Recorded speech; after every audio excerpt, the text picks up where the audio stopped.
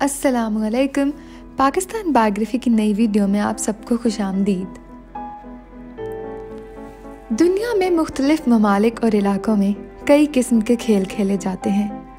अगर एशिया की तारीख और ख़ास तौर पर अगर हिंदुस्तान की तारीख को उठाकर देखा जाए तो बेशक पहलवानी एक कदीम खेल के तौर पर नज़र आता है।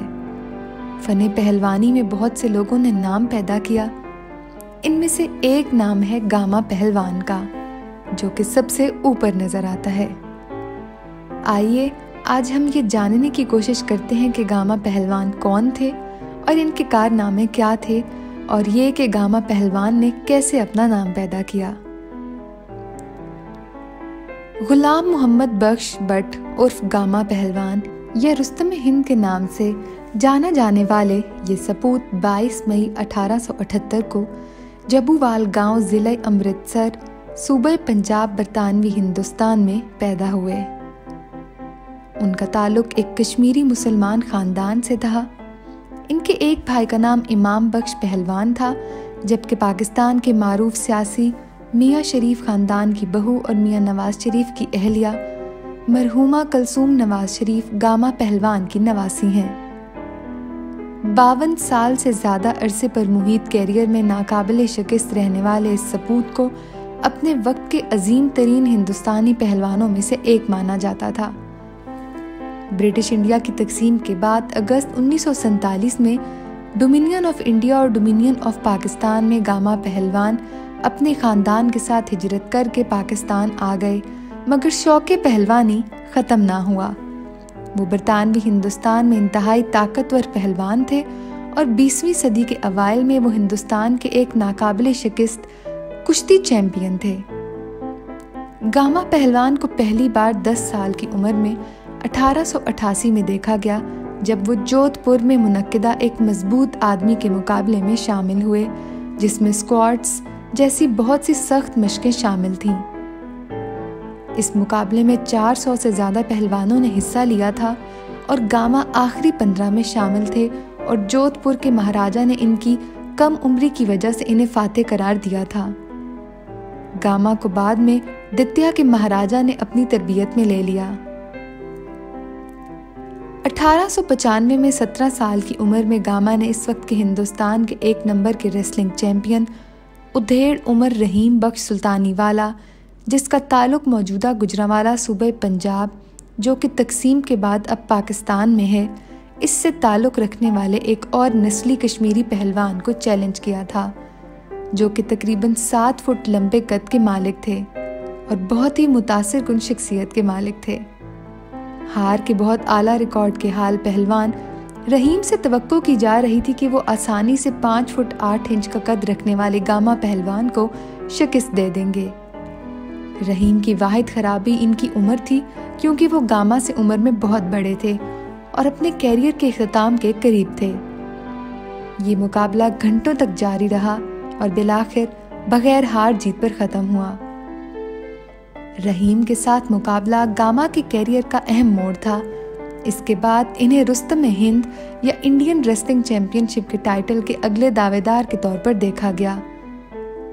पहली बाउट में गामा दिफाई रहे, लेकिन दूसरे मुकाबले में वो जारहाना अंदाज में चले गए। इनकी नाक और कानों से शदीद खून बहने के बावजूद वो रहीम बख्श को काफ़ी नुकसान पहुंचाने में कामयाब रहे। 1910 तक गामा ने रहीम के अलावा इन तमाम नामवर हिंदुस्तानी पहलवानों को शिकस्त दे दी थी जिन्होंने इनका सामना किया था। इस वक्त उन्होंने अपनी तवज्जो बाकी दुनिया पर मरकूज की।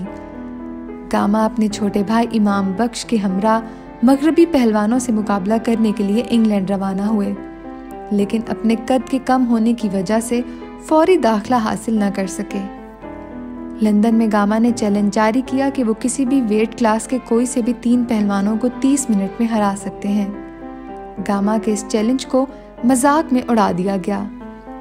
ताहम इस ऐलान को पहलवानों और इनके रेसलिंग प्रोमोटर आर.बी. बेंजामिन की तरफ से धोखाधड़ी के तौर पर देखा गया। बहुत देर तक कोई भी चैलेंज कबूल करने के लिए आगे नहीं आया। इस जमूद को तोड़ने के लिए गामा ने भारी वजन के मखसूस पहलवानों को एक और चैलेंज पेश किया।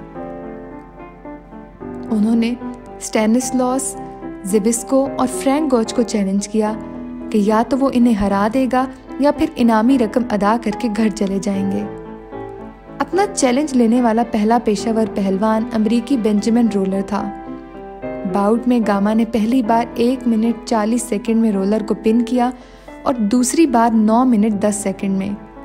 दूसरे दिन उन्होंने 12 पहलवानों को शिकस्त दी और इस तरह सरकारी तौर पर टूर्नामेंट में दाखिला हासिल करने में कामयाब हो गए।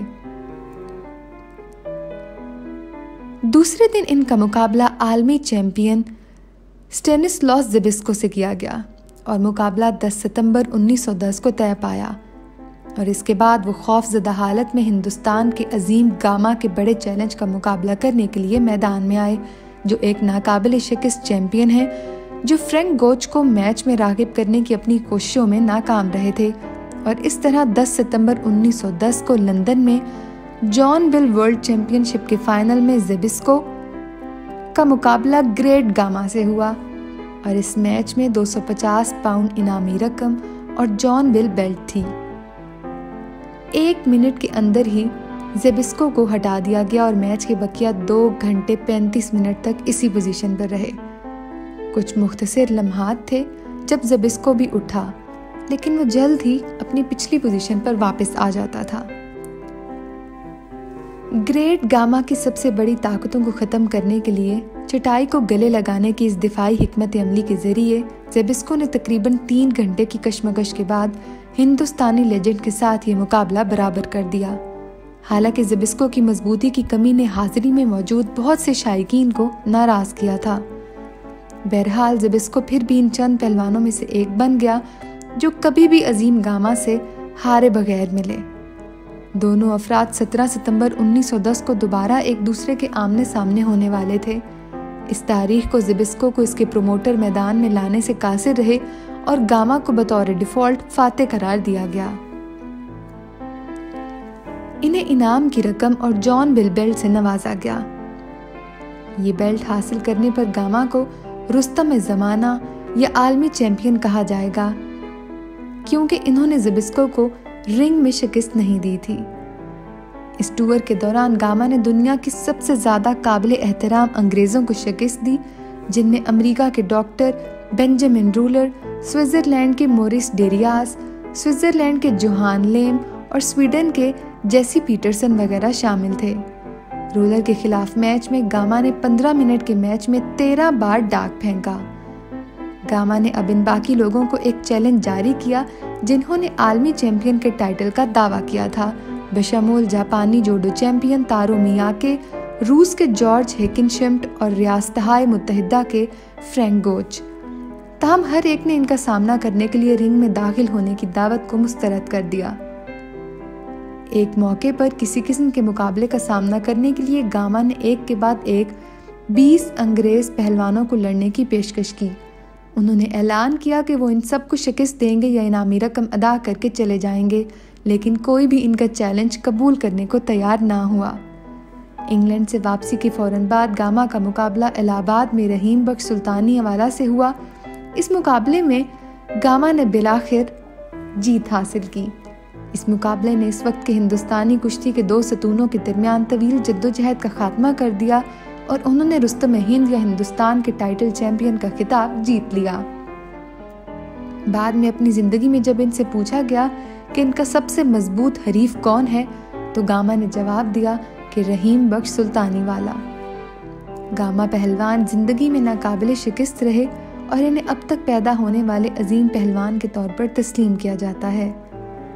1200 किलोग्राम वजनी पत्थर को 23 दिसंबर 1902 को अजीम गुलाम मोहम्मद, जिसे गामा पहलवान कहा जाता है, ने 22 साल की उम्र में अपने सीने तक उठाया और इसको लिए घूमते रहे। गामा की वर्जिशें बहुत सख्त थीं। वो अपने तरबियती निज़ाम के लिए इंतहाई वक्फ थे। यही वजह है कि वो अपने मुल्क के अजीम पहलवानों में से एक बन गए। अपनी रोज़ाना की तरबियत में गामा के बारे में कहा जाता है कि वो कोर्ट में अपने 40 साथी पहलवानों से मुकाबला कर चुके हैं। उन्होंने हर रोज़ 5000 स्क्वाट्स और 3000 पुशअप्स का मुजाहिरा किया है, जो कि एक रिकॉर्ड और इंतहाई मुशक्कत तलब काम था। लेकिन मौत की हकीकत से ज़्यादा ताकतवर कोई नहीं हो सकता। लिहाजा गामा पहलवान ने 82 साल उम्र पाई और 23 मई 1960 में लाहौर में वफात पाई और वहीं इनको सपुर्दे खाक किया गया। गामा पहलवान का नाम आज भी अजीम पहलवानों की लिस्ट में पहले नंबर पर आता है। तो नाजरीन, ये थी गामा पहलवान की ज़िंदगी के बारे में मुकम्मल मालूमात। उम्मीद है आपको हमारी बाकी वीडियोस की तरह ये वीडियो भी अच्छी लगी होगी। अगर आपको हमारी वीडियो पसंद आई है तो इसे लाइक और शेयर करना मत भूलें। अपना फीडबैक हमें कमेंट्स के ज़रिए ज़रूर बताएं और साथ ही साथ हमारे चैनल पाकिस्तान बायोग्राफी को सब्सक्राइब भी कर दें। बहुत शुक्रिया।